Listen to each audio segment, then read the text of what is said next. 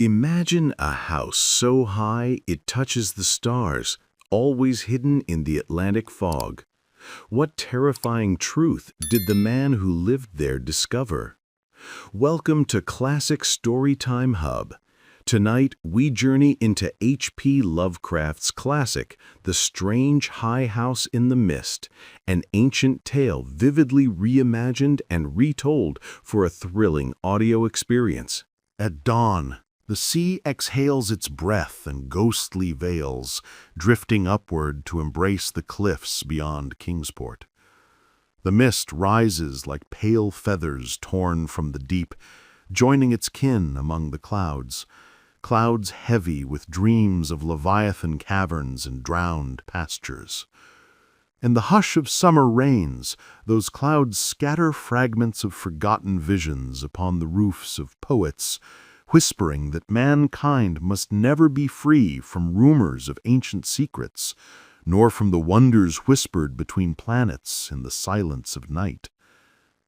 In the hidden grottos of Tritons, where conches sang wild hymns learned from the elder ones, the mists surge heavenward, burdened with lore. To eyes gazing seaward from the rocks, the world dissolves into a spectral whiteness, as though the cliff's edge were the very boundary of the earth, and the solemn toll of buoys rang out in the enchanted ether of faerie.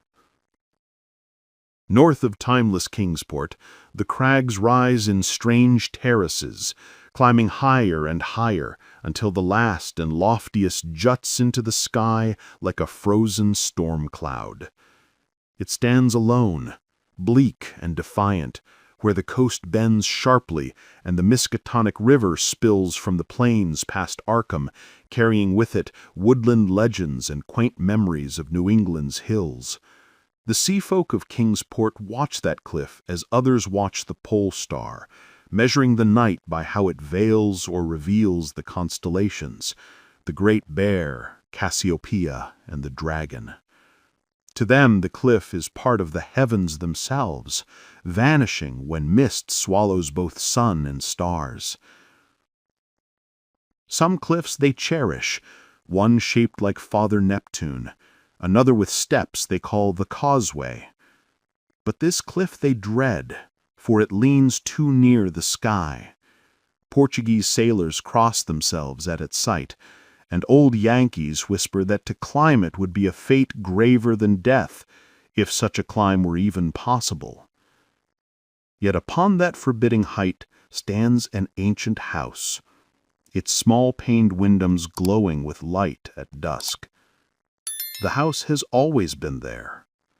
Villagers say a solitary dweller communes with the morning mists, perhaps glimpsing strange visions when the cliff's rim becomes the rim of all creation, and the buoys toll freely in the white ether of faerie.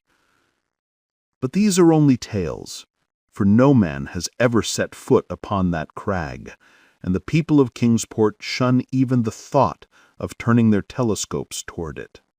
Summer visitors, armed with jaunty binoculars, have often tried to pierce the mystery of that height.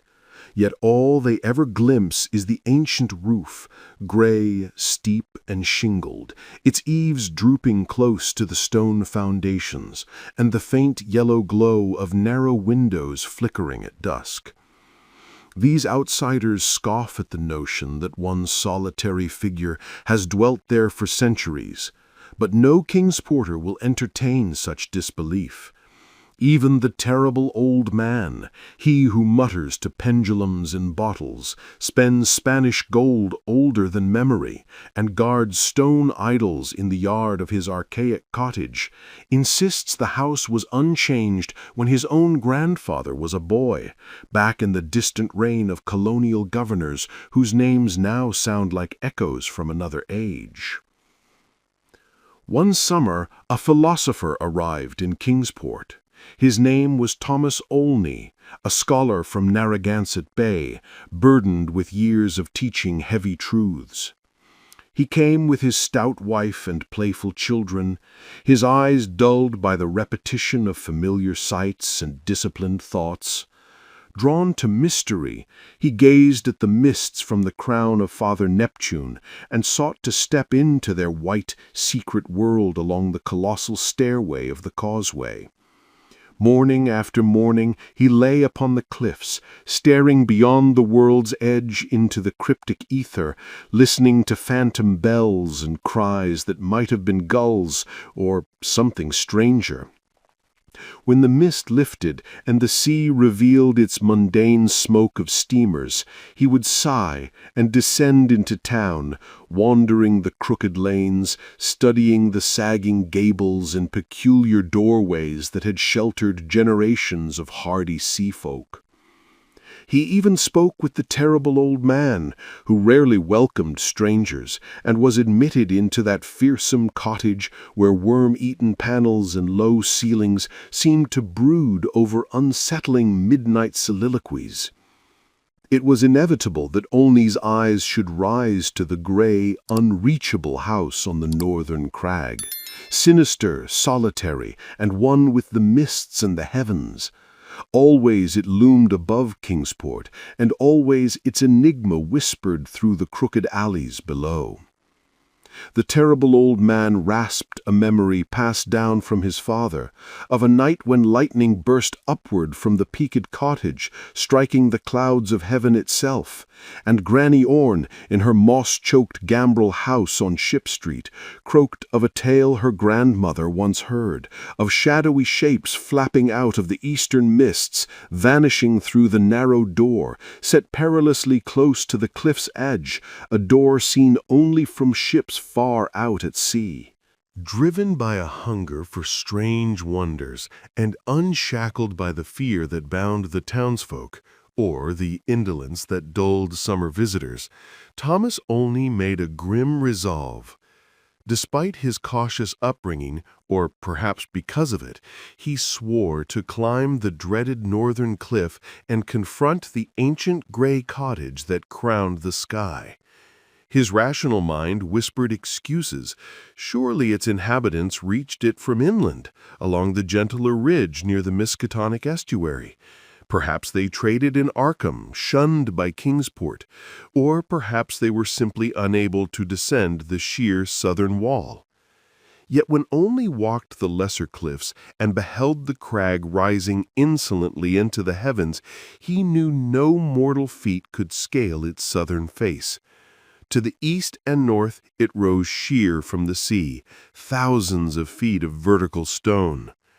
Only the inland side, westward toward Arkham, offered the faintest hope. So it was on an August morning that Olney set out to seek a path to the unreachable summit.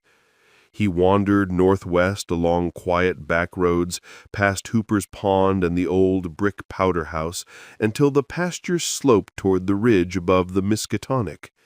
From there, Arkham's white Georgian steeples gleamed across leagues of meadow and river. A shaded road led toward Arkham, but no trail turned seaward as he wished. The woods pressed close to the river's mouth, wild and untouched, as though no hand of man had ever marked them. No walls, no cattle, only tall grass, towering trees and tangled briars, the same wilderness the first Indian must have seen. Slowly Olney climbed eastward, higher above the estuary, nearer to the sea, and the way grew ever more treacherous. He began to wonder how the unseen dwellers of that dreaded house could reach the world beyond, and whether they ever walked the markets of Arkham at all. The trees thinned, and far below to his right only glimpsed the clustered hills and ancient spires of Kingsport. Even mighty Central Hill seemed a mere toy from this dizzying height, and he could just discern the old graveyard by the Congregational Hospital, where whispers spoke of hidden burrows and terrible caverns beneath. Ahead stretched sparse grass and low blueberry scrub, giving way to the naked rock of the crag, and beyond it the thin, spectral peak of the dreaded gray cottage. The ridge narrowed, and Olney felt the vertigo of his isolation in the sky. To the south, the sheer precipice above Kingsport. To the north, a vertical drop plunging nearly a mile to the river's mouth. Suddenly, a gaping chasm yawned before him, 10 feet deep. He lowered himself by his hands, dropped to a slanting floor, and clawed his way up a jagged defile on the opposite wall. So this was the path by which the uncanny dwellers of that house passed between earth and sky. Emerging from the chasm, he found the morning mist gathering, and there, looming ahead, stood the unhallowed cottage. Its walls were as gray as the stone itself, its peak bold against the milky vapors of the sea. On the landward side there was no door, only 2 small lattice windows with dim bull's-eye panes, leaded in the fashion of the 17th century. All around him stretched cloud and chaos. Below, nothing but the endless whiteness of space.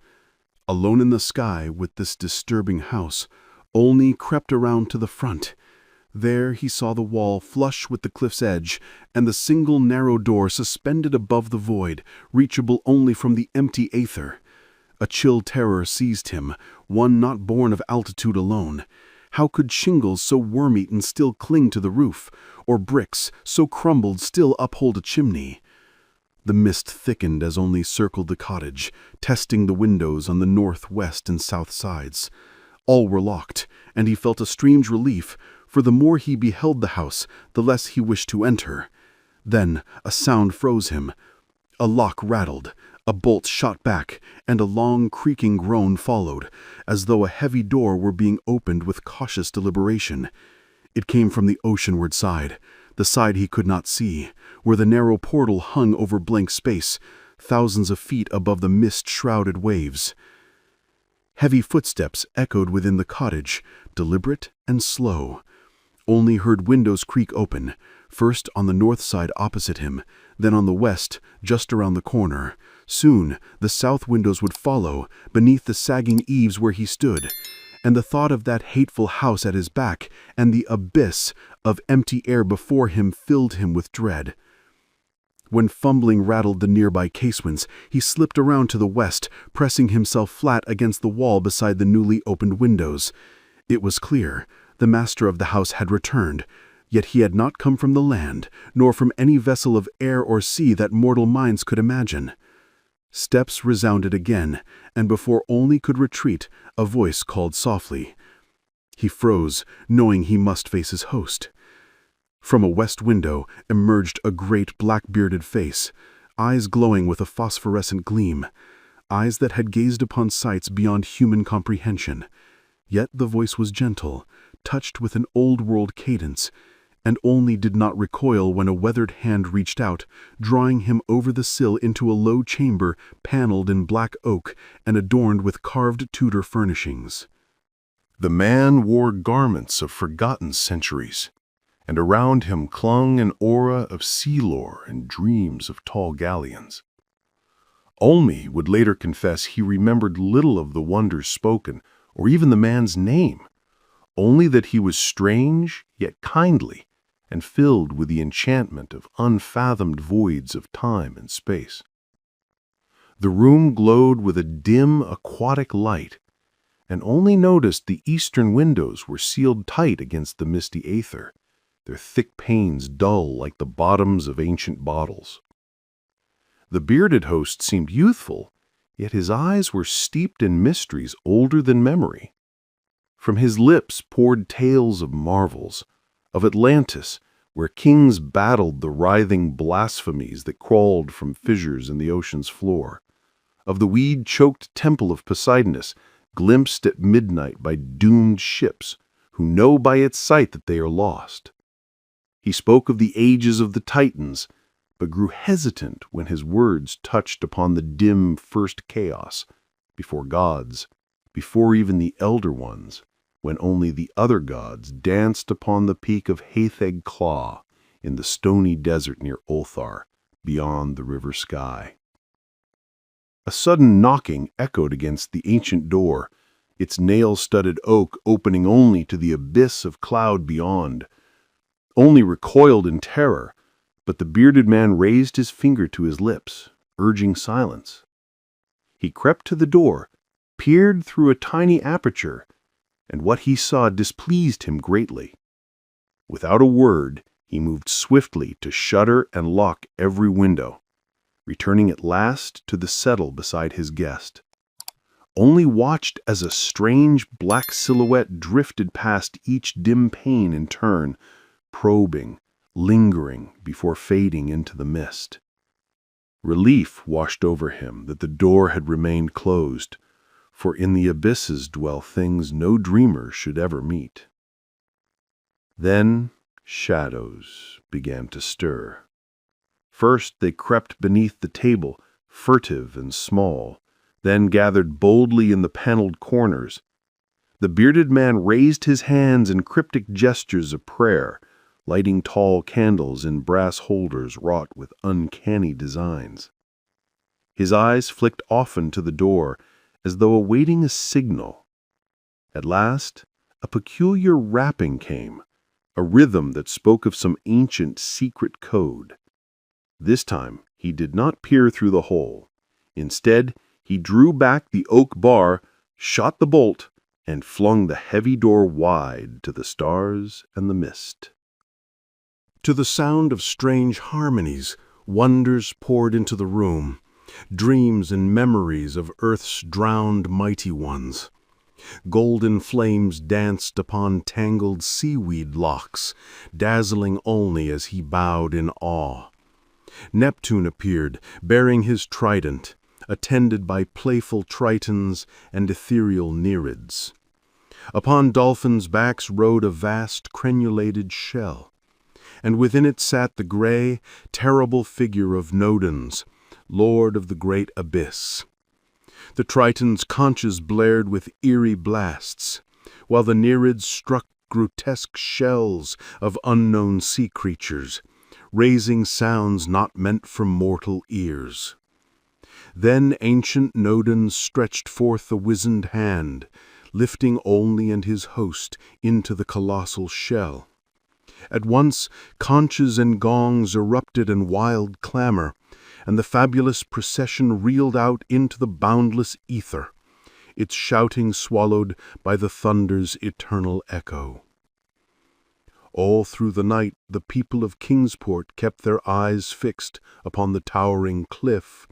Between storm and mist, they caught fleeting glimpses of its height, and when, toward the small hours, the dim windows went dark, whispers of dread and disaster spread through the crooked alleys. In their home, Olney's stout wife and children prayed to their proper God, hoping the traveler had found shelter from the rain. Dawn rose dripping from the sea, wrapped in mist, while the buoys tolled solemnly in the white vortices of ether. By noon, faint elfin horns rang across the ocean, and Olney descended lightly from the cliffs, dry, untroubled, and bearing in his eyes the distant look of far places. He could not recall what he had dreamed in the sky-perched hut, nor explain how he had descended a crag no other feet had ever traversed. He spoke of it only to the terrible old man, who muttered queer things into his beard, swearing that the man who returned was not wholly the one who had gone, and that somewhere beneath that peaked roof, or within the endless reaches of the sinister mist, lingered the lost spirit of Thomas Olney. From that hour onward, the philosopher lived as a citizen among men. He labored, ate, and slept without complaint, his days dulled by sameness yet free of sorrow. No longer did he yearn for the magic of distant hills or sigh for secrets hidden like reefs beneath a bottomless sea. His thoughts grew disciplined, his imagination tamed. His wife grew stouter, his children older and more practical, and he smiled with proper pride when occasion demanded. In his eyes there was no restless light, and if he ever heard solemn bells or far elfin horns, it was only in the wandering of dreams at night. He never returned to Kingsport. His family disliked its crooked houses and cursed its drains. Instead, they settled in a neat bungalow at Bristol Highlands, where no cliffs tower above, and the neighbors are modern, urban, and ordinary. In Kingsport, strange whispers drift through the crooked lanes, and even the terrible old man admits a tale his grandfather never dared to tell. For now, when the north wind roars past the ancient house that clings to the firmament, the long silence that once brooded over the town's seafarers is broken. Old folks speak of voices singing within, of laughter swelling with joys beyond mortal measure, and they claim the low windows gleam brighter than ever at dusk. They say the aurora flares more often above that crag, casting blue visions of frozen worlds, while the cottage looms black and fantastic against wild curtains of light. The dawn mists grow thicker, and sailors whisper uneasily that not all the muffled ringing at sea belongs to the solemn buoys. Most troubling of all is the fading of fear among Kingsport's young men. At night they listen eagerly to the faint sounds borne on the north wind, swearing no harm could dwell in that peaked cottage, for its voices carry gladness, laughter, and music. They long to know what wonders knock upon the cliffside door when the clouds are heaviest. But the patriarchs tremble, fearing that one by one the youths will climb to that unreachable height, uncovering secrets centuries old beneath the shingled roof that is part of the rocks, the stars, and the ancient dread of Kingsport. They do not doubt the youths will return, but they fear a light will be gone from their eyes, and a will from their hearts. The elders dread that quaint Kingsport, with its climbing lanes and archaic gables, may sink into listless years, while the chorus of laughter grows stronger in that terrible eyrie where mists pause on their journey from sea to sky. They pray the souls of their young men remain by the hearths and taverns of the town, and that the voices above do not swell louder. For each new voice brings fresh mists and fresh lights, and the old folk whisper, only in secret, that perhaps the elder gods themselves may rise from the deep, or from Kadath and the cold waste, to claim that sinister crag as their dwelling, so near to the gentle hills and valleys of simple fisherfolk. Such things the plain folk of Kingsport do not welcome, for to them all that is not of earth is unwelcome. And yet the terrible old man often recalls Olney's words, of a knock that the lone dweller feared, and of a shadowy shape pressed black and inquisitive against the misted panes of those strange bull's-eye windows.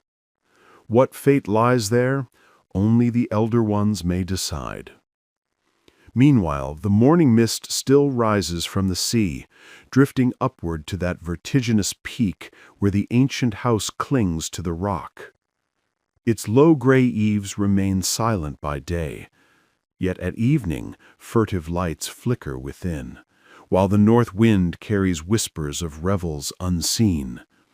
White and feathery, the vapors climb from the deep to join their brothers among the clouds, heavy with dreams of leviathan caverns and drowned pastures. And when tales stir in the grottos of Tritons and conches in seaweed cities sound wild tunes learned from the elder ones, then eager vapors flock heavenward, laden with lore. Below, Kingsport lies uneasy upon its lesser cliffs, gazing oceanward into a mystic whiteness, as though the cliff's rim were the very edge of the earth and the solemn tolling of the buoys rang free in the enchanted aether of faery. And thus the story ended. If you liked this journey into the worlds of classic literature, do not forget to support us by subscribing so we can tell you more. And hey, if there's a classic tale you'd love to hear told in this suspenseful style, drop its name in the comments below.